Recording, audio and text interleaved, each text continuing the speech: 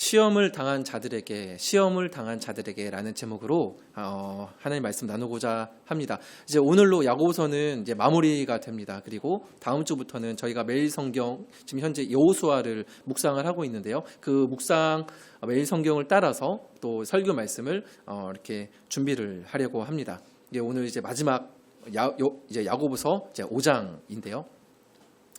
제가 예전에 사진 일을 할 때에 사진 촬영을 하고도 임금을 받지 못했던 적이 있었습니다.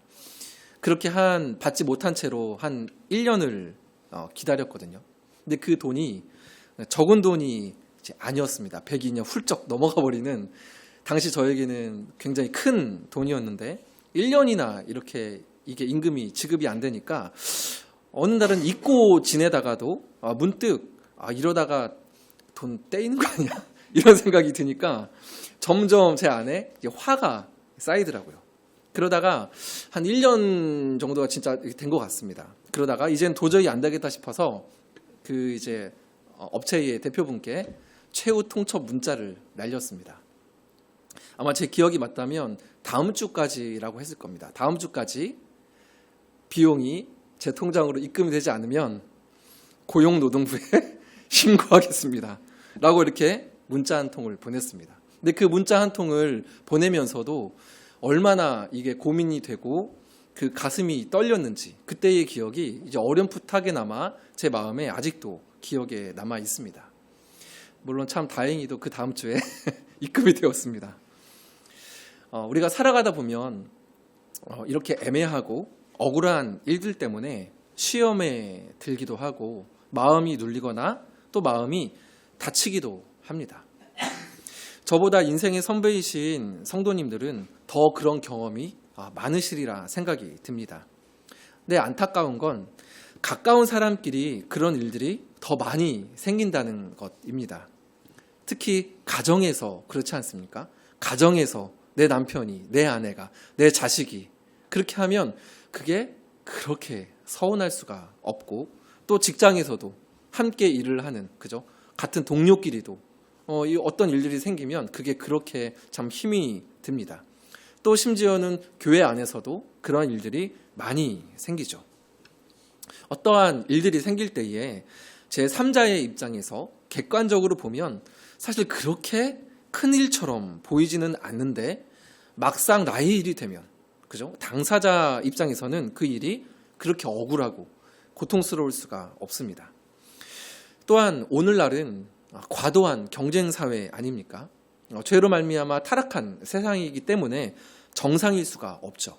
감당해야 하는 일은 많은데 빨리빨리 해야 되고 그것도 문제없이 처리를 해야 합니다.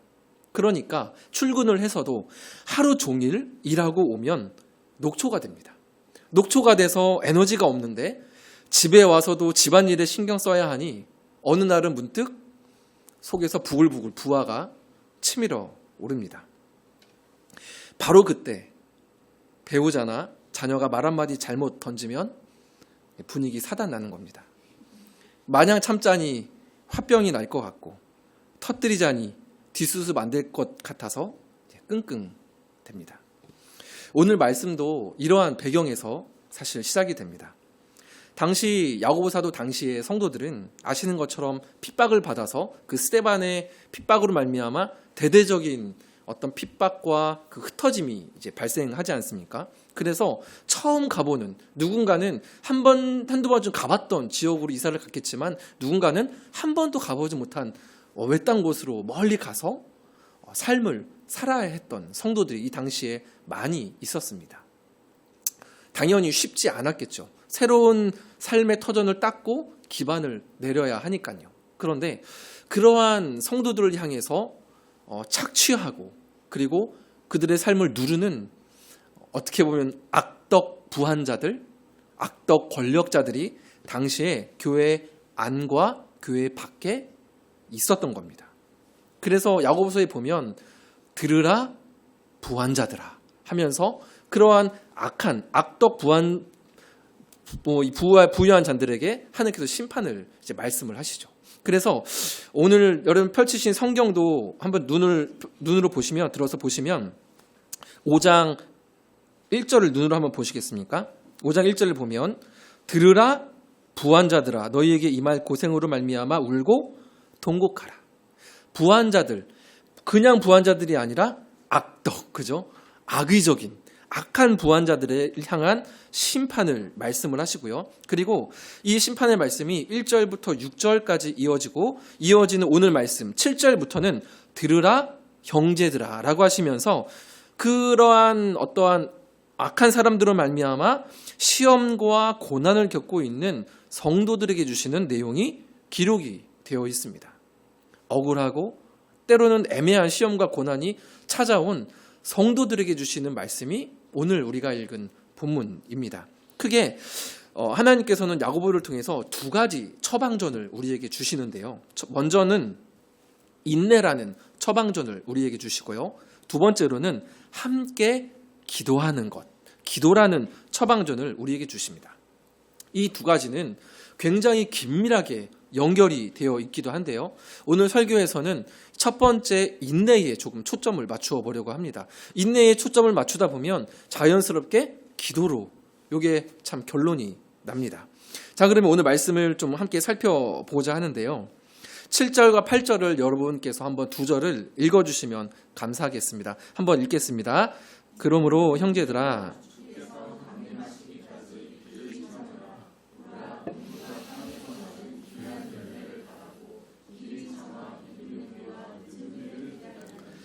너희도 길이 참고 마음을 굳건하게 하라. 주의 강림이 가까우니라. 아멘. 두 절에 걸쳐서 하나님은 세 번이나 길이 참으라 라고 말씀을 하십니다. 주께서 강림하시기까지 길이 참으라. 두 번째는 농부가 귀한 열매를 바라고 길이 참는 것처럼 길이 참으라. 마지막으로 8절에 그러니 너희도 길이 참고 믿음을 굳건하게 하라. 주님이 오실 때까지. 주님이 어떤 분이시길래 그 분이 오실 때까지 참으라 라고 우리에게 말씀을 하실까? 우리가 질문을 던져볼 수 있겠죠. 9절 하반절에 보시면 이런 말씀이 있습니다.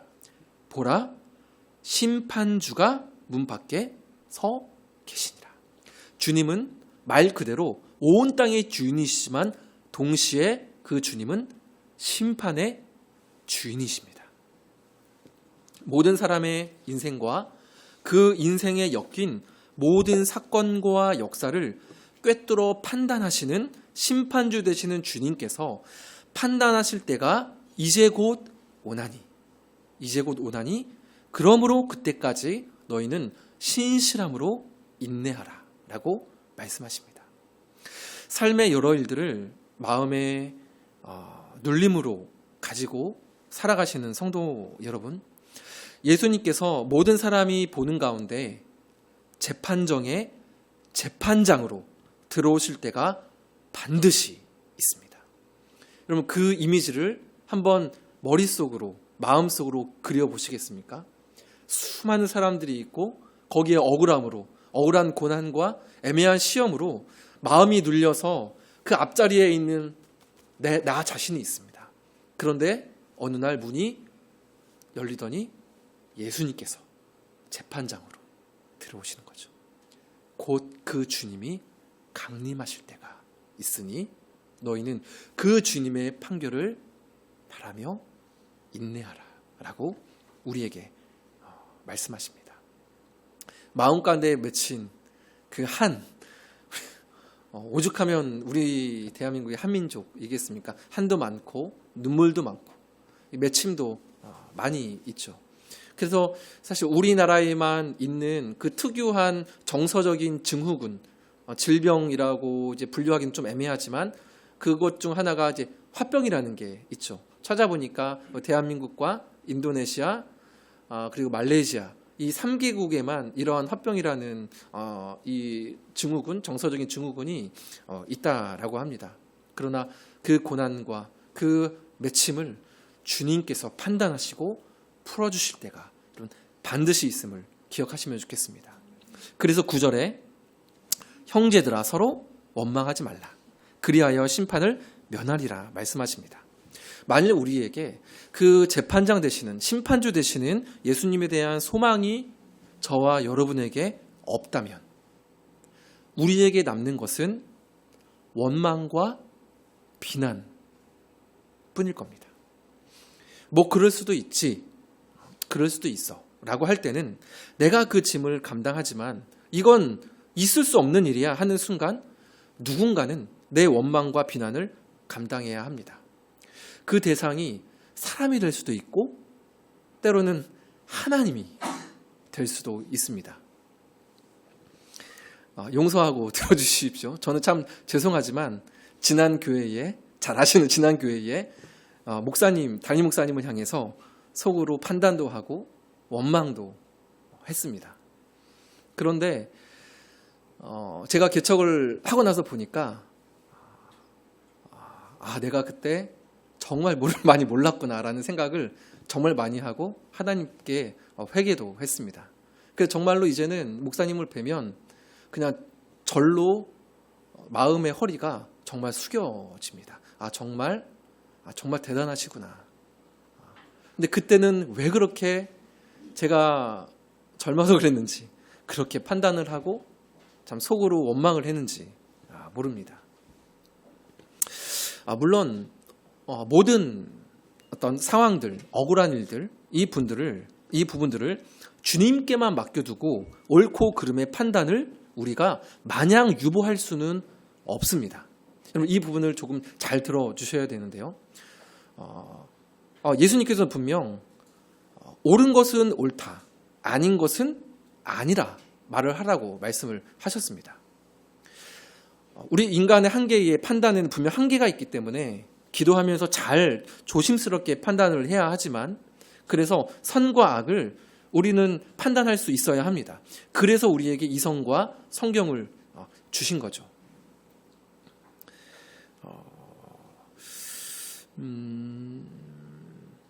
따라서 우리가 어떠한 그러한 사안에 대해서 행동을 하는 것도 너무나도 필요하고 하지만 동시에 기도도 필요한 거죠. 행함 없이 기도만 해서도 안 되며 기도 없이 행함만 있어서도 안 됩니다.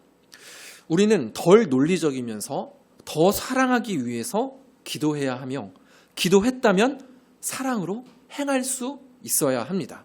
기도를 잠깐 생각해 보면 기도에는 우리의 간구가 있죠. 그러나 동시에 하나님의 뜻을 구하는 기도도 있습니다.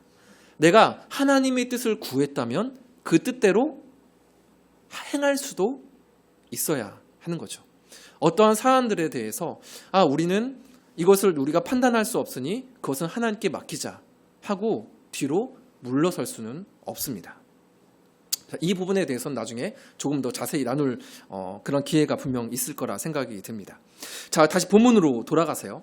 근데 8절에 보면 주의 강림이 가까우니라 라고 하시지 않습니까? 그런데 이 말씀에서 가까우니라 라는 말씀이 아직은 완성되지 않은 것처럼 우리에게 이해가 됩니다. 그런데 헬라어 원문을 보면은요, 가까우니라 라는 말씀이 과거로 사용이 됐습니다. 그러니까 이미 예수님께서 이미 우리에게 오셨다라는 말씀이 원문을 직역하면 더 정확한 번역이라고 볼 수가 있는 거죠. 즉 주의 강림이 이렇게 해석을 할 수 있습니다. 주의 강림이 이미 시작이 되었다. 이렇게 우리가 해석을 하는 게 더 정확합니다. 주의 강림이 시작이 되었다는 것은 주님의 심판도 이미 시작이 되었다는 겁니다. 여러분 맞나요? 맞습니다. 주님의 심판이 시작이 되었다는 것은 우리를 향한 예수님을 의지하는 성도들의 회복 또한 이미 시작이 되었음도 의미를 합니다. 그래서 우리가 회복된 심령으로 주를 마음껏 찬양할 수 있는 거죠. 누가복음 3장 9절을 한번 띄워주시겠습니까? 이 말씀도 누가복음 3장 9절입니다. 네, 이 말씀도 동일한 말씀입니다. 이미 도끼가 나무 뿌리에 놓였으니 좋은 열매 맺지 아니하는 나무마다 찍혀 불에 던져지리라. 이 말씀은 세례 요한이 한 말이거든요. 그 세례를 받으러 오는 임박한 진노를 피하러 오는 사람들에게 이미 도끼가 나무 뿌리에 놓였다라는 거죠. 이미 너희들을 향한 심판은 시작이 되었다라는 그러한 말씀입니다. 말씀 그대로 저는 실제로 그렇다고 생각을 합니다. 세상을 살아가면서 악한 마음을 품고 악을 행함으로 사람을 착취하고 분노를 일으키고 고통을 주는 사람들에게 심판은 이미 시작되었습니다. 알면서 지은 죄든 모르면서 짓는 죄든 죄와 악을 행하면 행할수록 구원하시는 하나님으로부터 멀어지기 때문에 그렇습니다. 죄를 지으면 여러분 어떻습니까? 마음이 어두워집니다. 그리고 숨고 싶죠. 그래서 아담과 하와가 옷을 힘들어서 잎으로 맞고 숨지 않습니까? 하나님의 낯을 피합니다. 그런데 여러분, 하나님은 구원이시잖아요. 그 하나님으로 말미암아 얼굴부터 멀어지게 됩니다. 복음의 소식을 들어도, 하나님의 이야기, 예수 그리스도의 복음의 소식을 들어도 그 복음이 복음으로 들려오지 않는 마음의 상태가 되어버린다는 겁니다. 그러면 그 하나님을 잃어버리는 것보다 더 무섭고 중한 심판이 우리 인간에게 있습니까? 없습니다.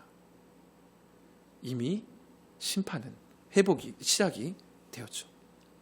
우리 또한 은혜로 구원받은 자녀라 할지라도 선한 양심을 가지고 믿음에 파선하지 않도록 두렵고 떨림으로 구원을 이루어가는 애씀의 과정들이 저와 성도 여러분들에게 있기를 간절히 소망합니다.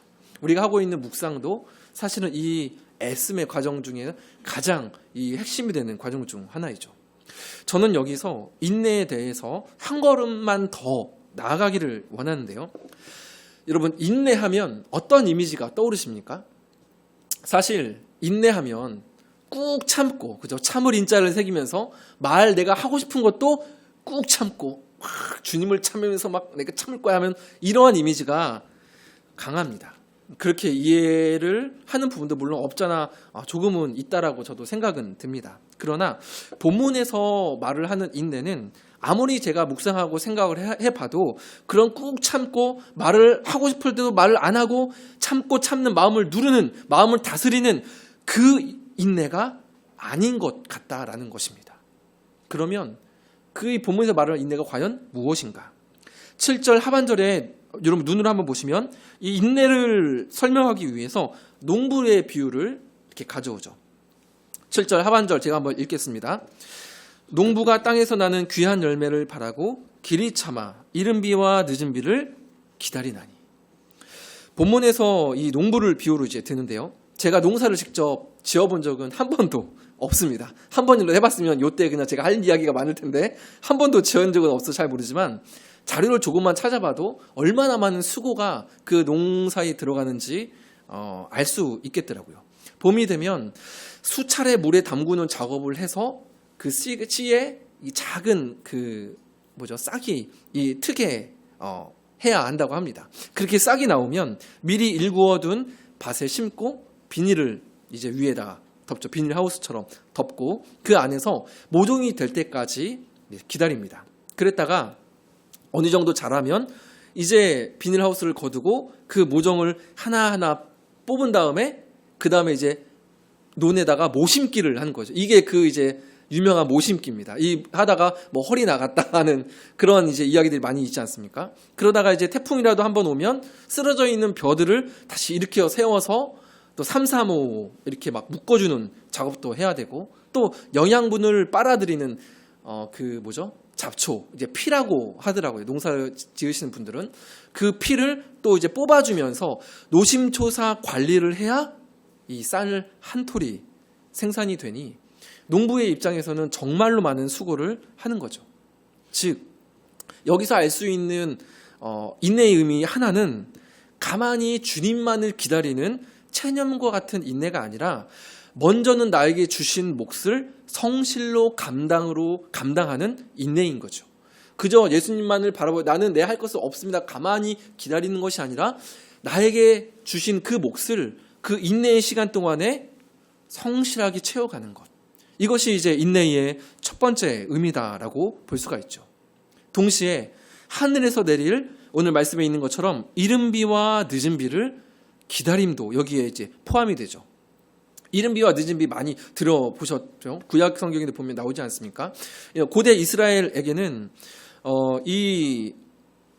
이른 비는 가을에 내리는 비로 파종과 씨의 어떤 발화를 돕는 비이고요. 늦은 비는 봄에 내리는 이제 비로 곡식이 잘 익을 수 있도록 돕는 비가 이 늦은 비입니다. 자, 그러면 농부는 그렇게 수고를 하고 씨를 심은 후에 자, 이제 나의 몫은 다 했으니 내가 열심히 했으니 이제는 하늘에 맡깁니다 하고 두 발 뻗고 쿨쿨 잠을 잘 수 있을까요? 이게 조금 이상한 질문인가요? 여러분 한번 생각해 보십시오. 내가 막 수고했습니다. 잘 수고했습니다. 막 뭐도 하고 막 피도 뽑고 잡초도 하고 해가지고 수고를 했습니다. 이제는 하늘에서 비가 내리면 되는데 그러면 나의 할 일을 다 했으니 하면서 깊이 쿨쿨 잠을 잘 수 있을까요? 여러분 어떻습니까? 다른 예를 잠깐 들어볼까요? 자녀를 키우는 것을 자식농사라고 하지 않습니까? 자식을 위해서 할 거 내가 다 했으니 이제는 주님께 맡깁니다 하고 어떤 일이 자녀에게 생기든 앞으로 어떤 일이 자녀에게 있든 두 발 뻗고 잘 주무시는 잘 자는 부모가 있을까요? 없을 겁니다. 노심초사하는 마음으로 자녀를 위해서 기도하는 것, 이것이 부모의 심정이겠죠. 그럼 농부도 똑같을 겁니다. 자신이 해야 하는 일을 다 했음에도 불구하고 하루는 하늘을 바라보고 하루는 수고한 벼들을 바라보고 그 다음 날도 하늘을 바라보고 또 별을 바라보고 그 다음 날도 비가 올까 하늘을 바라보고 또 별을 한번 바라보고 노심초사하는 마음이 농부의 마음일 겁니다. 여러분 바로 이겁니다. 본문에서 말을 하는 인내는 그 간절한 마음, 은혜를 바라는 마음, 그 비를 바라는 마음, 노심초사하는 마음을 그대로 가지고 이른 비와 늦은 비를 내려주실 그 하나님의 품 안으로 파고드는 은혜를 구하는 능동적인 인내입니다. 체념적인 인내가 아니라 눈물을 흘리고 싶어도 속에서 막 뭔가 때로는 억울함 때문에 분노가 나도 괜찮다 애써 참으면서 누리면서 하는 그러한 인내가 아니라 힘들면 힘들다고 때로는 하나님 앞에서 펑펑 울 수 있는 것, 이것이 성경에서 말을 하는 인내입니다. 체념과는 전혀 다른 인내입니다. 시간상 여러분 길게 이야기를 하지는 못하지만 누가복음 18장 서두에 보시면 불의한 재판장 비유가 나옵니다. 이 이야기도 여러분 똑같습니다. 끈질기게 재판장을 찾아가면 불의한 재판장이라도 그 과부의 원한을 풀어주는 것처럼 하물며 밤낮 부르짖는 택하신 자들의 원한을 풀어주시는 분이 우리 하나님이시니 마지막 때를 살아가는 너희들아 항상 기도하며 낙심하지 말라 라고 그렇게 마지막 때를 살아가는 우리를 흔들어 깨우는 격려해 주시는 말씀이 이 누가복음 18장에 있는 불의한 재판장의 비유입니다. 이어지는 야고보서 5장 10절과 11절도 사실은 같은 맥락입니다. 10절과 11절 여러분들께서 한번 또 읽어주시겠습니까? 한번 읽겠습니다. 형제들아 주의 이름으로 말한 선지자들을 고난과 오래 참음의 본으로 삼으라. 보라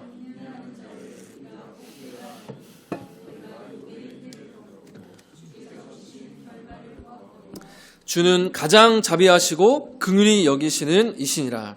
자, 오래 참음, 인내의 본으로 이 두 대상을 들죠. 첫 번째는 선지자들과 두 번째로는 욥을 예로 듭니다. 선지자들은 하나님의 말씀을 전했다는 이유로 숱한 고생과 고난을 겪습니다. 그런데 그때 선지자들이 그저 참을 일자 새기면서 꾹 참고 마음과 입술을 누르고 잠궜습니까? 아닙니다. 때로는 사람에게, 때로는 하나님께 엄청나게 토로했습니다. 하박국 선지자는 심지어 하나님께 따졌죠. 하박국 1장 2절 세 번역으로 제가 한번 읽어드리겠습니다. 살려달라고 부르짖어도 듣지 않으시고 폭력이다 하고 외쳐도 구해주지 않으시니 주님 언제까지 그러실 겁니까? 제가 좀 더 감정을 실렸는데 지금 이 정도로만 언제까지 주님 그러실 겁니까? 하나님 향해서 따집니다. 선지자 중에 선지자 누굽니까? 예수님이죠. 십자가에서 무엇라고 고백합니까? 나의 하나님, 나의 하나님, 어찌하여 나를 버리셨나이까? 하나님 향해서 부르짖습니다. 십자가의 고난을 인내하고 하나님을 신뢰하면서도 어떻게 보면 인내하고 신뢰하기 위해서 북받쳐 오르는 그 감정과 마음의 짐을 그대로 가지고 하나님의 품 안으로 파고 드셨습니다. 이것이 어떻게 보면 인내할 수 있는 예수님의 비결이었다라고 볼 수도 있는 거죠. 여러분, 그러면 욥은 어떻습니까? 11절을 눈으로 보시면은요, 이렇게 말을 합니다. 야고보는 너희가 욥의 인내를 들었고. 자, 그러면 여러분들에게 한번 제가 질문을 드리겠습니다. 여러분, 욥은 정말 인내했습니까? 욥은 참았나요? 욥은 인내했습니까? 조금만 욥기서를 펼쳐서 읽어보셔도 욥은 인내하지 않았습니다. 자, 욥기 7장 13절 한번 띄워주시겠습니까? 네, 한번 넘겨주시고 제가 한번 읽겠습니다. 잠자리에라도 들면 편해지겠지. 깊이 잠이라도 들면 고통이 덜하겠지 하고 생각합니다만 주님께서는 악몽으로 나를 놀라게 하시고 무서운 환상으로 저를 떨게 하십니다. 차라리 숨이라도 막혀버리면 좋겠습니다. 뼈만 앙상하게 살아있기보다는 차라리 죽는 것이 낫겠습니다. 나는 이제 사는 것이 지겹습니다. 영원히 살 것도 아닌데 제발 나를 혼자 있게 내버려 두십시오. 내 날이 허무할 따름입니다. 여러분 어떻습니까? 욥은 인내했습니까? 일반적인 정의의 인내라면 욥은 인내하지 않았습니다. 불평했고 불만했습니다. 그러나 오늘 설교에서 제가 앞달라기도 나눈 인내의 정의라면 고난 중에도 하나님의 품 안으로 어떻게든 비집고 들어가 하나님의 은혜를 구하는 것이 인내라면 욥은 분명 인내했습니다. 그리고 온통 불만투성이었던 그 욥의 부족한 인내를 인내로 여기시며 인내하심으로 받아주신 것은 하나님이셨습니다. 그래서 욥에게 주어진 결말은 욥 스스로 인내하여 얻어낸 인내의 열매가 아니라 끝까지 그 욥을 인내하시고 욥을 바라보신 하나님께서 주신 결말이었습니다. 11절 하반절입니다. 주께서 주신 결말을 보았거니와 주는 가장 자비하시고 긍휼히 여기시는 이시니라. 만일 욥이 정말로 자신의 인내만으로 시험과 고난을 통과했다면 주께서 주신 결말이 아니라 욥이 이루어낸 결말을 보았거니와라고 기록이 되었겠죠. 그러나 본문은 분명 주께서 주신 결말을 보았거니와라고 기록합니다. 욥의 입장에서 볼 때 욥 자신의 인내 100%였습니다. 그러나 동시에 하나님께서도 100% 당신의 인내하심으로 욥의 인내를 인내로 받으셨던 겁니다. 그리고 주님께서 주신 결말의 내용은 무엇입니까? 6기에 보면 아시는 것처럼 자녀들을 다시 많이 출산을 하고 거부가 되어 있음을 이 성경은 기록합니다. 그러나 여러분 그것만이 욥의 그 결말의 전부인가요? 이 땅에서 형통하게 되고 부하게 된 것이 욥의 결말의 전부인가요? 결코 그렇지 않습니다. 욥의 결말은 오늘 본문 11절 마지막에 있는 말씀처럼 하나님이셨습니다. 가장 자비하시고 긍휼히 여기시는 하나님을 새롭게 경험한 것입니다. 욥기 42장 5절입니다. 제가 한번 읽겠습니다. 내가 주께 대하여 귀로 듣기만 하였사오나 이제는 눈으로 주를 배움나이다. 이것이 욥의 결말이었습니다. 100% 인내했던 욥의 결말이요 100% 인내했던 하나님의 결말, 그것은 구원 자체이신 하나님이셨습니다. 오늘 말씀을 정리하려고 합니다. 다양한 이유로 시험과 고난 가운데 있는 우리에게 하나님께서 오늘 야고보를 통해 우리에게 말씀하십니다.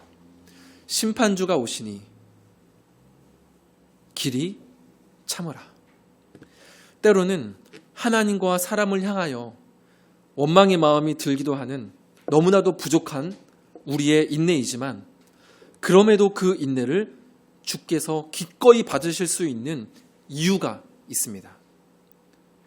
우리보다 앞서 죽기까지 인내하심으로 십자가를 지신 예수님과 그 아들을 바라보시며 길이 참으신 하늘 아버지의 인내하심이 있었기 때문에 가능했던 일입니다. 그러니 주 안에서 살아가는 성도 여러분, 사람과 상황으로 인해 다양한 감정이 솟구칠 때에도 그 감정 그대로, 날 것 그대로 주님께 나아가 진솔히 토로하심으로 참된 인내의 삶을 살아가는 저와 여러분이 되기를 주님의 이름으로 간절히 소망합니다.